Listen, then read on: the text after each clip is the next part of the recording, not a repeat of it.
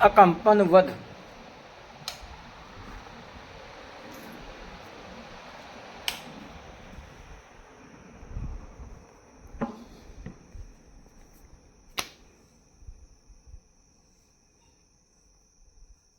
कहानी है अकंपन वध। रावण अकंपन को अदम्य समझता था, इसलिए उसकी मृत्यु से रावण को भारी आघात पहुंचा। वो गहन शोक में डूब गया। रात्रि को वो शांति से विश्राम भी न कर सका। दूसरे दिन उसने मंत्रियों को बुलाकर कहा, वानरों की सेना हमारी कल्पना से भी अधिक शक्तिशाली और पराक्रमी सिद्ध हुई है।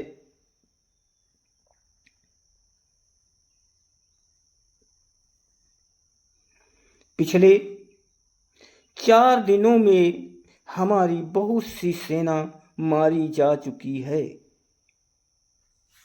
सैनिकों का मनोबल टूटने लगा है। नागरिकों को शत्रु के घेरे के कारण बाहर से उपलब्ध होने वाली खाद्य सामग्री प्राप्त नहीं हो रही है। वे अत्यंत दुखी हो रहे हैं। 4 दिन के युद्ध को देखकर मैं इस निष्कर्ष पर पहुंचा हूं कि शत्रु पर विजय प्राप्त करना साधारण राक्षसों के लिए संभव नहीं है। इसलिए हे वीर प्रहस्त, मुझे ऐसा प्रतीत होता है कि शत्रु को परास्त करने के लिए कुंभकर्ण को, मेघनाथ को, तुम्हें अथवा मुझे ही आगे आना पड़ेगा।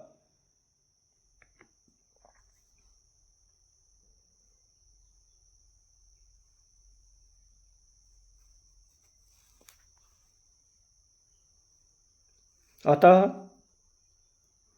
आज युद्ध का नेतृत्व तुम करो। तुम युद्ध कला विशारद हो। ये वानर चंचल और वीर तो हैं, परंतु प्रशिक्षित नहीं हैं। तुम युद्ध नीति से उन पर विजय प्राप्त कर सकते हो। इसलिए हे वीर, तुम शीघ्र जाकर राम लक्ष्मण सहित समस्त शत्रुओं का संहार कर मुझे निश्चिंत करो।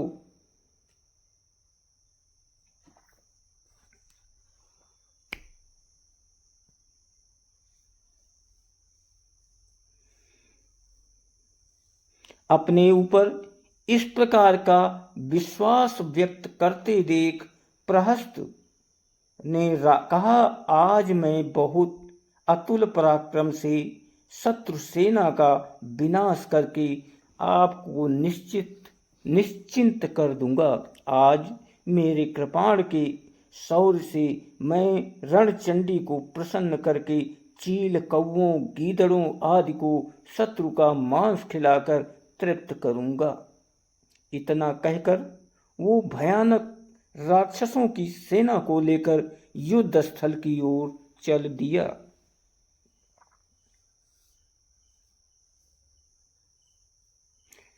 इस विशालकाय सेनापति को सदल बल आते देख रामचंद्र जी ने विभीषण से पूछा, हे लंकापति, ये विशाल देह वाला सेनापति कौन है?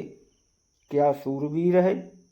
विभीषण ने उत्तर दिया, हे रघुकुल तिलक, ये रावण का मंत्री और वीर सेनापति प्रहस्त है।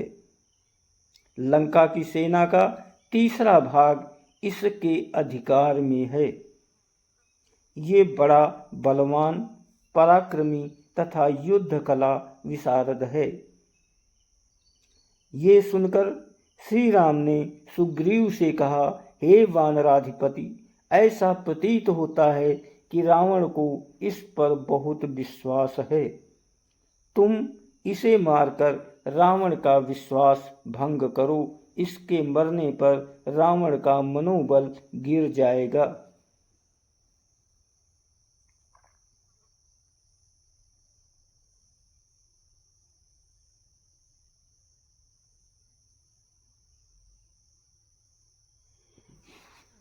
राम का निर्देश पाते ही सुग्रीव ने श्रेष्ठ वानर सेनापतियों को यथोचित आज्ञा दी, जो बड़े वेग से राक्षसों पर टूट पड़े। राक्षस भी तोमर, त्रिशूल, गदा, तीर कमान आदि से वानर सेना पर आक्रमण करने लगे। प्रहस्त ने स्वयं और उसके सेना नायकों ने अपने अप्रतिम रण कौशल से भयंकर दृश्य उपस्थित कर दिया और सहस्त्रों वानरों का सफाया करके रणभूमि को शवागार बना दिया। ये देख अनेक महारथी वानर अपनी पूरी शक्ति से राक्षसों से जूझने लगे। उन्होंने भी भयानक प्रतिशोध लेकर सहस्त्रों राक्षसों को सदा के लिए समर भूमि में सुला दिया।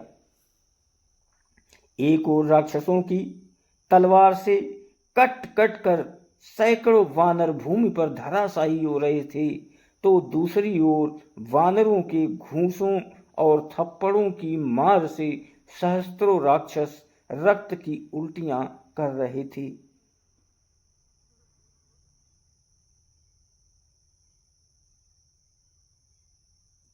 कभी वीरों की गर्जना से भूमि कांप उठती और कभी आहतों के चित्कार से आकाश थर्रा उठता। ऐसा प्रतीत होता था कि रक्त की सरिता में बाढ़ आ गई है और उसने सागर का रूप धारण कर लिया है। जब वानरवीर दुविद ने महावीर नरांतक के हाथों अपने सैनिकों की दुर्गति होती देख तो एक भारी शिला का वार करके उसका प्राणांत कर दिया।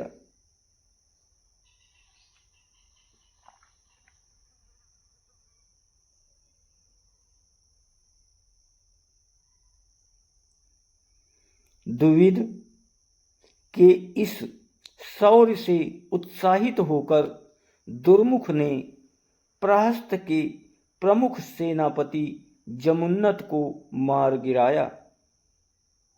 उधर जामवंत ने एक भारी शिला से प्रहार करके महानाद का अंत कर दिया। फिर तारा नामक वानर ने अपने नाखूनों से कंभानु का पेट चीरकर उसे यमलोक भेज दिया। कुछ ही क्षणों में इन चार सेना नायकों को मरते देख प्रहस्त ने क्रोध करके चारों दिशाओं में बाण छोड़ने आरंभ कर दिए।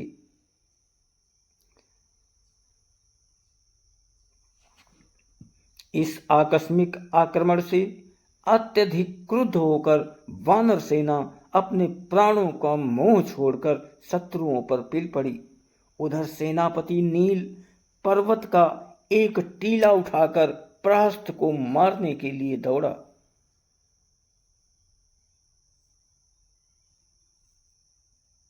मार्ग में ही प्रहस्त ने अपने बाणों से उस टीले की धज्जियां उड़ा दी।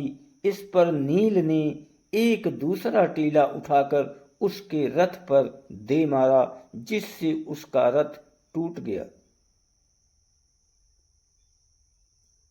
और घोड़े मर गए।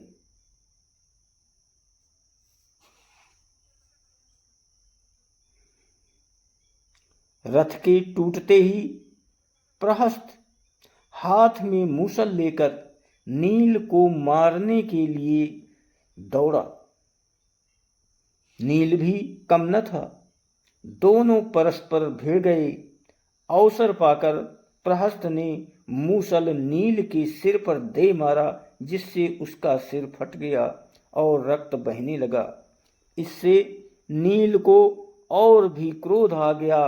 उसने फुर्ती से एक शिला उठाकर प्रहस्त के सिर पर पूरे वेग से दे मारा, जिससे उसका सिर चूर चूर हो गया और वो मर गया। प्रहस्त के मरते ही उसकी सेना ने पलायन कर दिया।